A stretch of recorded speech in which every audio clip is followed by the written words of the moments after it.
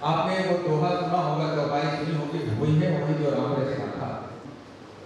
पंछी करे न चाकरी, अजगर करे न काम, दास मलुका कह गए सबके दाता राम। तो कितना भाग, कितना कर्म, कितनी कुंडली, कितना पूर्व जन्म से लेके आए।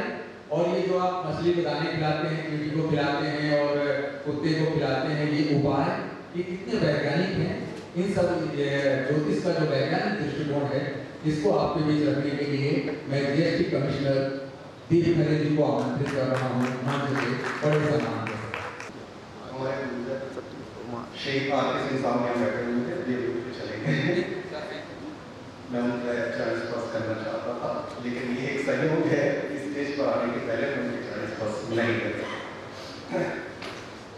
और विवेक सिंह जी जिन्होंने हमें आमंत्रित किया, इसके लिए बहुत बहुत आभार।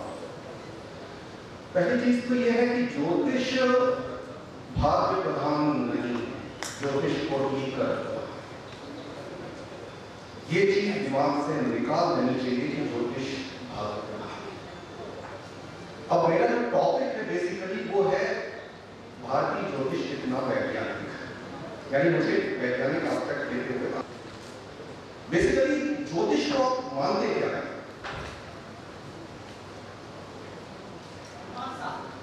जी जी नहीं, ज्योतिष बेसिकली अगर आप देखें तो ज्योतिष के दो हिस्से हैं। ज्योतिष का एक पार्ट खगोलीय पिंडों की प्राकृतिक स्थिति, गति और उनके कंजंक्शन, कॉम्बिनेशन और ऊर्जा के कारण घटने वाली ब्रह्मांडीय घटनाएं, ये ज्योतिष का एक पार्ट है जो गणितीय पार्ट है, जो खगोल शास्त्र के बहुत ही ज्यादा करीब है। और दूसरा पार्ट है फलित ज्योतिष, जो ये कहता है कि ब्रह्मांड के ग्रह नक्षत्रों का मानवीय जीवन या पृथ्वी पर प्रभाव पड़ता है। वैज्ञानिक ये कहते हैं कि जो गणितीय पार्ट है उसको लेकर मुझे कोई आपत्ति नहीं। आप 10 रुपए का कैलेंडर खरीद लीजिए, उसमें जिस दिन ग्रहण आ रहा होगा उसी दिन ग्रहण होगा, उसी समय ग्रहण होगा जो नासा ने बताया होगा, और जो कैलेंडर में होगा जहां दिखना है वही दिखेगा, जहां कैलेंडर बता रहा है, जहां नासा, इसमें कहीं कोई अंतर आपको नहीं मिलेगा। यानी हमारे वैदिक ज्योतिषी जितने भी थे वो पहले खगोल शास्त्री थे, उसके बाद उन्होंने ज्योतिष के मानव या पृथ्वी पर पड़ने वाले प्रभाव के अध्ययन के सेकंड स्टेप पर हो। लेकिन दुर्भाग्य यह है कि वर्तमान में जितने भी ज्योतिषी काम कर रहे हैं उनका खगोल से कोई लेना देना नहीं, और वो केवल फलित को पढ़ रहे हैं। और वैज्ञानिक ये कहते हैं कि फलित ज्योतिष क्यों विज्ञान नहीं है, क्योंकि वह यह नहीं बताता कि ग्रह नक्षत्रों के किस तरह से प्रभाव मनुष्य के जीवन को प्रभावित करता है, यानी कार्य कारण संबंध स्थापित नहीं होता। अब मैं चलता हूं बिंदु क्रमांक 2।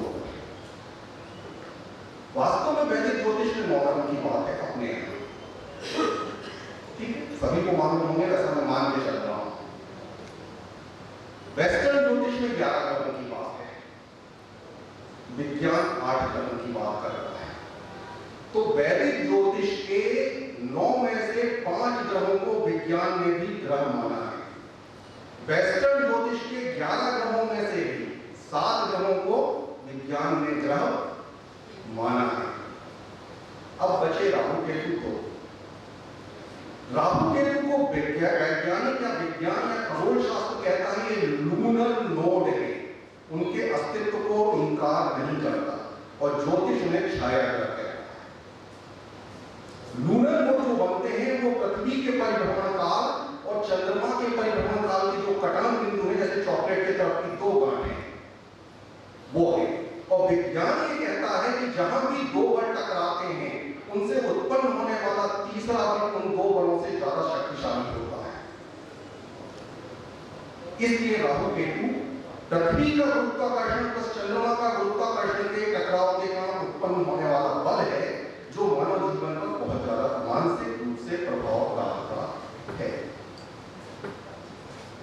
अब बात करें सूर्य और चंद्रमा की। वैदिक ज्योतिष में, वेस्टर्न ज्योतिष में सूर्य और चंद्रमा दोनों को ग्रह की तरह ट्रीट विज्ञान कहता है सूर्य चंद्र तारा है और चंद्रमा उपग्रह है, यानी विज्ञान उनके अस्तित्व को नहीं हटाता, नोमेनक्लेचर में अंतर है। तो ज्योतिष बेसिकली ब्रह्मांडीय पिंडों, ऊर्जा पिंडों के, ब्रह्मांडीय ऊर्जा पिंडों के, जिसमें सूर्य चंद्रमा ग्रह और लूनर नोड शामिल हैं, इनके प्रभाव को जो मानव जीवन पर पड़ रहा है उसकी बात करता है। उसने तारा, उपग्रह, ग्रह और लूनर नोड को एक सामान्य नाम दे दिया ग्रह। यानी वैज्ञानिक तरीके से अगर हम देखें तो जो नौ ग्रहों की बात है वो पूरी की पूरी विज्ञान में साबित होती है। अब हम चलते हैं आगे। अगर मानव जीवन का रेडिएशन का मानव जीवन पर इंपैक्ट है, तभी ज्योतिष को विज्ञान साबित करने की कोई गुंजाइश है। यानी रेडिएशन या गुरुत्वाकर्षण, इन दो चीजों का इंपैक्ट अगर मानव जीवन या पृथ्वी पर है, तभी हम ज्योतिष को साइंटिफिक अप्रोच दे सकते हैं, वरना नहीं। अब विज्ञान ये प्रमाणित कर चुका है कि रेडिएशन वास्तव में मनुष्य के सेल, टिश्यू और अंतरस्रावी ग्रंथियों पर प्रभाव डालता है। इसको लेकर शायद किसी को मतभेद नहीं होगा। और कॉस्मिक केमिस्ट्री का सिद्धांत कहता है कि पूरा ब्रह्मांड एक सिंगल ऑर्गेनिक यूनिट है, जिसमें प्रत्येक पिंड की ऊर्जा दूसरे पिंड को प्रभावित करती है। और एक सिद्धांत है यद पिंडे तत् ब्रह्मांडे, जो यह कहता है जो पिंड में है वो ब्रह्मांड में है, यानी पिंड की ऊर्जा और ब्रह्मांड की ऊर्जा से। तीसरी चीज, भगवत गीता कहती है जीव की चेतना आत्मा है, जो परमात्मा का अंश है और अविनाशी है। ज्योतिष कहता है सूर्य आत्मा का कारक है, यानी सूर्य आत्मा से लिंक है। ठीक। और यदि पिंडे तत् ब्रह्मांड का सिद्धांत कहता है ब्रह्मांड में जो है वो पिंड में है। और कॉस्मिक फिजिक्स कहती है कि ब्रह्मांड की ऊर्जा ही पिंड की ऊर्जा है। और विज्ञान कहता है पृथ्वी की जीवन ऊर्जा का एकमात्र स्रोत सूर्य है, अन्य कोई नहीं। यानी सूर्य रूपी परमात्मा की ऊर्जा का अंश ही जीवन ऊर्जा या आत्मा है। और विज्ञान कहता है कि ऊर्जा नष्ट नहीं होती, रूप परिवर्तित करती है,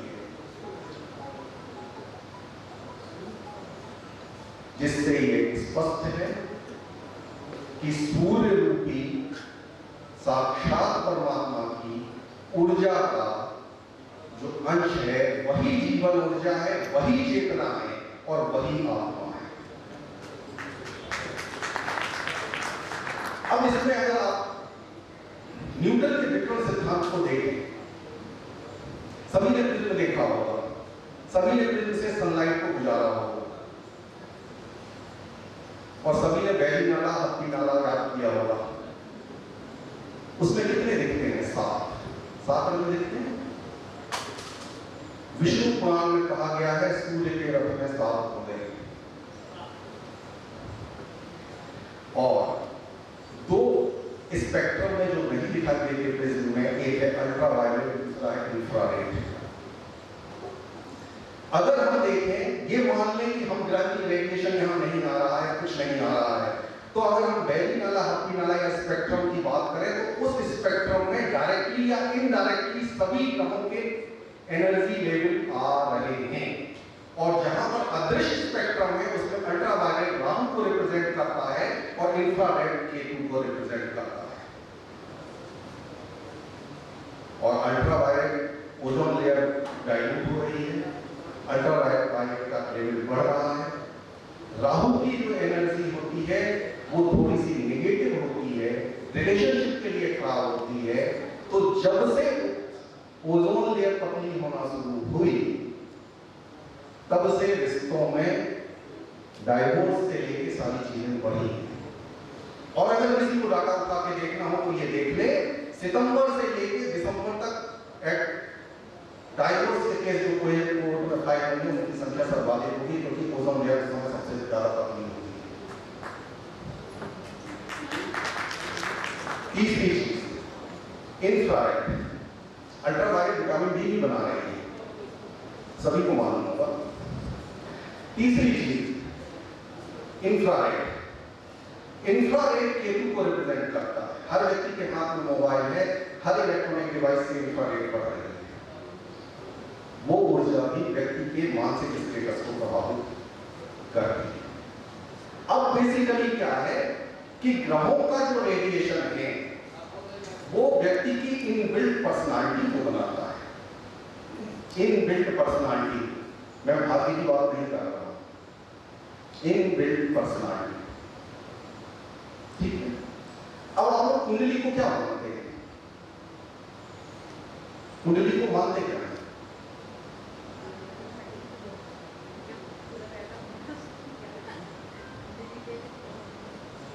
कुंडली वास्तव में व्यक्ति की प्राकृतिक या नेचुरल एनर्जी को रिप्रेजेंट करता है।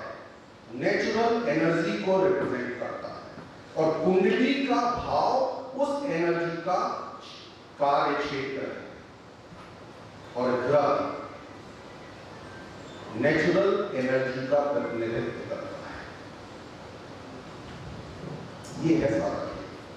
अब एक ही समय एक ही जगह पैदा होने वाले सभी बच्चे एक से क्यों नहीं होंगे? सबके हॉरोस्कोप देखने में एक से।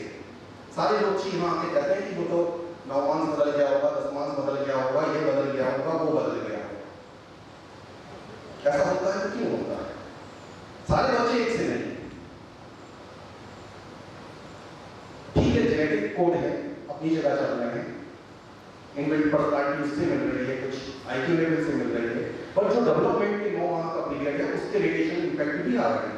और हॉरोस्कोप अगर देखने में एक सा दिख रहा है तो सबकी पर्सनालिटी एक होना चाहिए, फ्यूचर एक होना चाहिए, सब कुछ एक होना चाहिए, पर ऐसा नहीं होता, क्योंकि रेडिएशन किस सरफेस पे पड़ रहा है इसका महत्व है। अगर आपको देखना है तो मोनोजाइगोटिक और डाइजाइगोटिक बच्चों में इसका इंपैक्ट देखिए।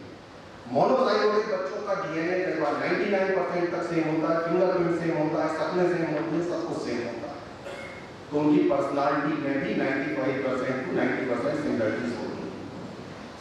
यानी सरफेस और रेडिएशन का कंजंक्शन कॉम्बिनेशन व्यक्ति की इनबिल्ट पर्सनालिटी को बना रहा है और इनबिल्ट पर्सनालिटी उससे डेवलप हो रही है।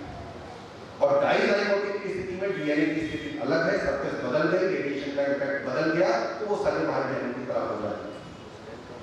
वरना एक ही माता पिता के सारे बच्चे एक से हो जाने चाहिए, वो भी अलग अलग क्यों? और तीसरी चीज मैं बता दूं, कोई भी कुंडली खराब नहीं होती, कोई भी कुंडली खराब नहीं होती।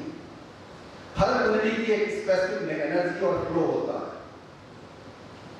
अगर व्यक्ति उस फ्लो के साथ चल रहा है, नेचर उसको अवसर भी देता है पर वो इग्नोर करता है, वो दुनियादारी में करता है और भटकता है, जिसके परिणाम स्वरूप वो केवल नदी की धार के विपरीत तैरता है और अपना समय समाप्त खराब करता है।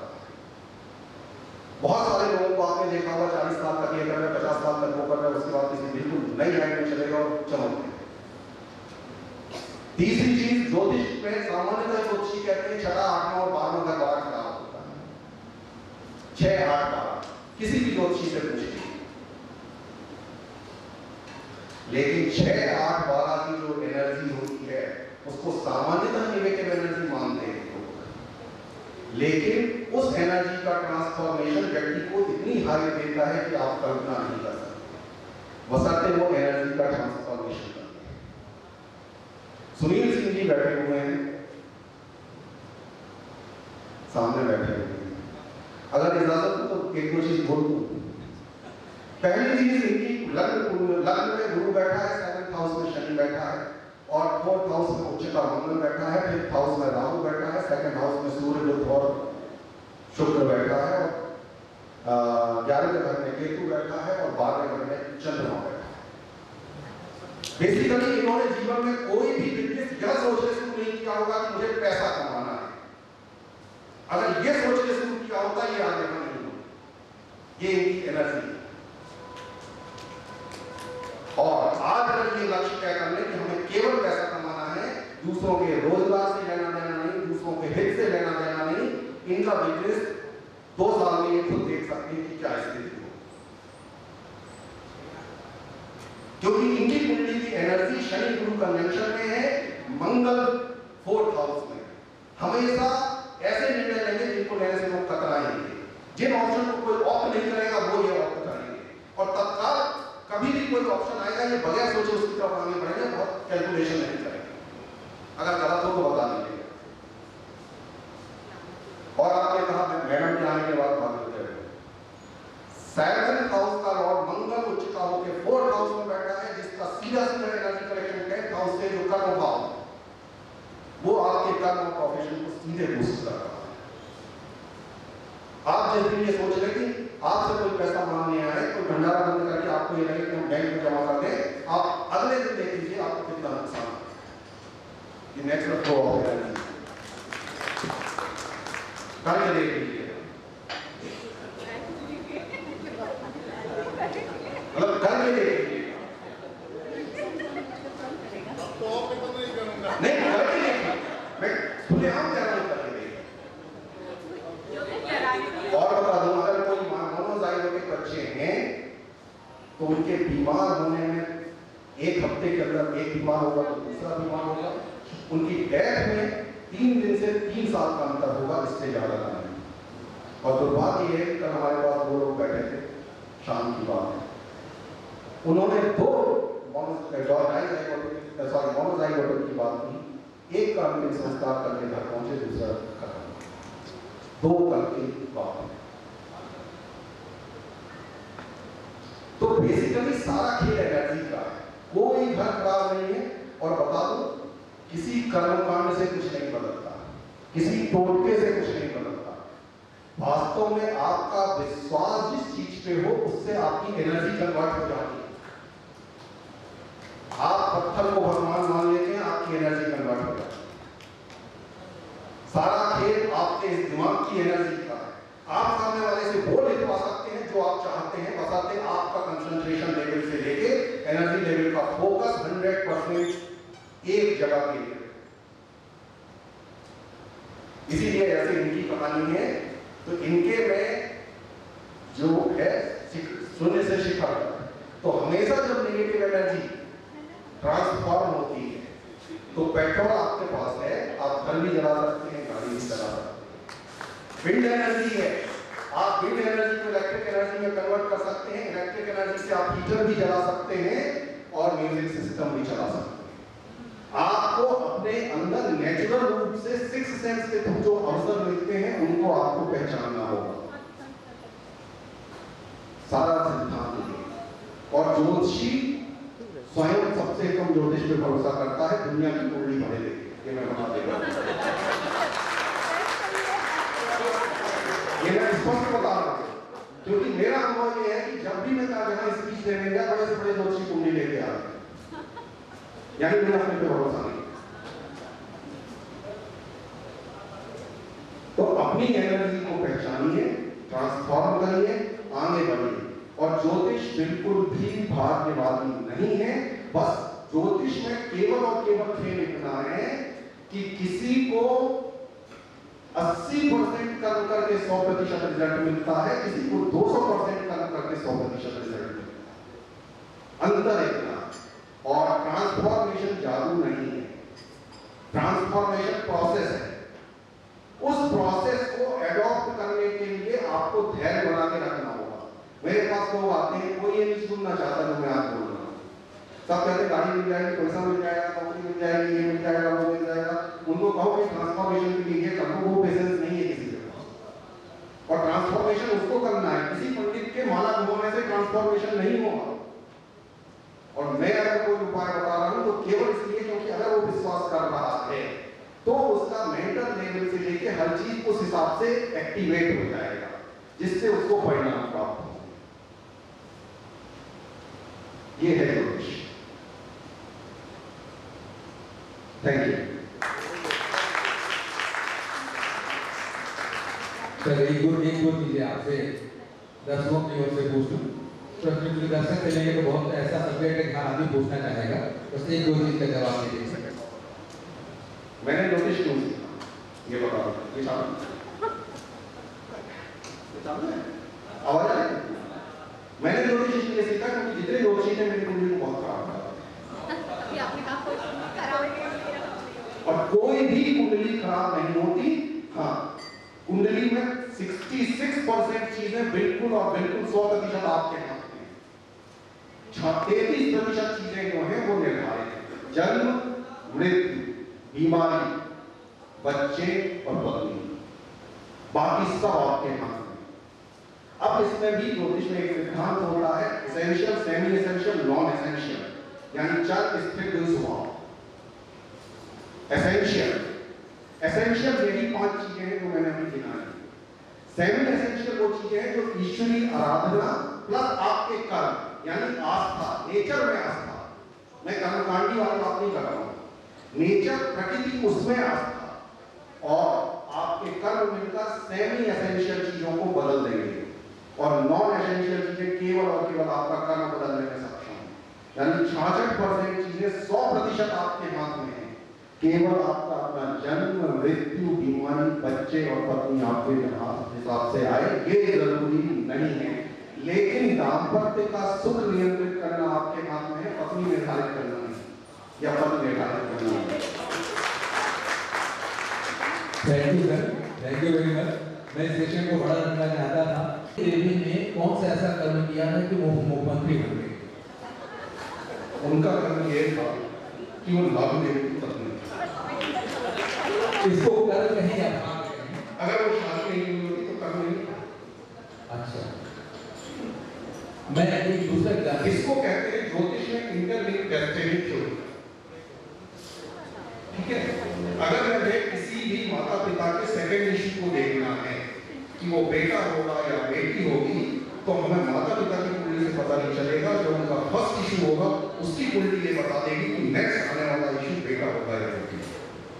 इंटरलिंक डेस्टिनी सर, ऐसे प्लेनेटरी हेरिडिटी, ये दो थ्योरी ऐसी होती हैं जो अगर हम 3 पीढ़ी की कुंडलियां एक साथ लेके बैठे तो सब कुछ बिल्कुल स्पष्ट दिखता है कि किस पैटर्न पे चीजें चलेंगी। लेकिन 33%, 66 फिर भी आपके हाथ में। सर, दो भाइयों में डिस्प्यूट हुआ जी, दोनों 1-1 लाख करोड़ रुपए मिले जी, 2003 में। एक का नाम अनिल अंबानी और एक का नाम मुकेश अंबानी। अनिल अंबानी 1 लाख करोड़ से 700 करोड़, 7,000 करोड़ में 700 करोड़ रुपए में आ गए और मुकेश अंबानी दुनिया के तीसरे व्यक्ति बन गए, 10 लाख करोड़ की संपत्ति हो गई। इसे हम कैसे देखें? बेसिकली आप क्या मानते हैं? मुकेश अंबानी और अनिल अंबानी क्या एक लेवल पे कर्म किए? एक लेवल पे अपनी एनर्जी का यूज किया, एक तरह से अपनी एनर्जी का यूज किया? आप ये साबित करेंगे तो मैं ये मान लूंगा कि केवल भाग्य से हुआ। ठीक है सर, ये जो मंत्र होते हैं जिनको अपन मंत्र उनका वैज्ञानिक आधार है। मंत्र बेसिकली आपकी ऊर्जा को ट्रांसफॉर्म करते हैं। अगर आप मंत्र पे विश्वास करते हैं, आप केवल लालच से किसी विशेष इच्छा पूर्ति के लिए मंत्र कर रहे हैं, वो ही मतलब ये होता है लगातार। अगर वो आपके कानों में पड़ रहा है या आप कर रहे हैं तो धीरे धीरे जाने अनजाने आप अगर कनेक्ट हो गए हैं तो आपके अंदर का जो रेडिएशन इम्पैक्ट है उसके साथ एक रिदम बनती है, उस रिदम से एनर्जी बैलेंस होती है। मैं दीप खरीदी से सभी ऑडियंस से एक सवाल पूछता हूँ पूरी ईमानदारी से। कोई व्यक्ति यहाँ ऐसा है जो मंदिर केवल इसलिए जाता हो तो ईश्वर से प्रेम करता है? सामान्यतः हम सब मंदिर जाते हैं लालच में ईश्वर हमें कुछ दे दे या कुछ हम गलती किए रहते तो फायदा जाते हैं, कोई प्रॉब्लम ना है। कोई है ऐसा जो केवल इसलिए जाता है, हमें कोई लेना देना नहीं है, उससे प्रेम करते हैं इसलिए आए हैं? अरे वाह भाई, कमाल है, हमारा भी अच्छा सा है। देखिए, जिसके हॉरोस्कोप में भी आपको आध्यात्मिक एनर्जी मिलेगी, ठीक है, उसका रुझान दूसरे प्रकार होगा। और आज तक आध्यात्मिक पूछने वाला मेरे पास कोई नहीं आया। सीधी सी बात सर, लोग, मैं कहता हूँ लोग मोक्ष पूछते हैं, पर अगर कुंभ में साक्षात भगवान खड़े होके कहते अंदर आ जाओ, मैं डुबकी लगाऊंगा मोक्ष मिल जाएगा, सब पानी के बाहर आ जाएगा। सर एक आखिरी सवाल, ये दुनिया में एक चीज का बड़ा भय है, साढ़े साथी का, ये क्या है? कुछ भी नहीं। आपकी एनर्जी के साथ केवल और केवल उसको बैलेंस करना है। 7.5 में 45 दिन का समय अगर चंद्रमा शनि से जुड़ा हुआ है तो ऐसा आएगा जो आपको मेंटल स्ट्रेस देगा। अब आपको अगर वो 45 दिन पता है, आपको मेंटल टेंशन मिलना है, आप अपने चिंतन को, सोचने के तरीके को बदल दीजिए, सब कुछ बदल जाएगा। मांगलिक कुछ नहीं है जी। हस्तरेखा में क्या होता है? मांगलिक का असर जो बताते हैं वो नहीं होता। दुनिया में प्रतिदिन पैदा होने वाले 40%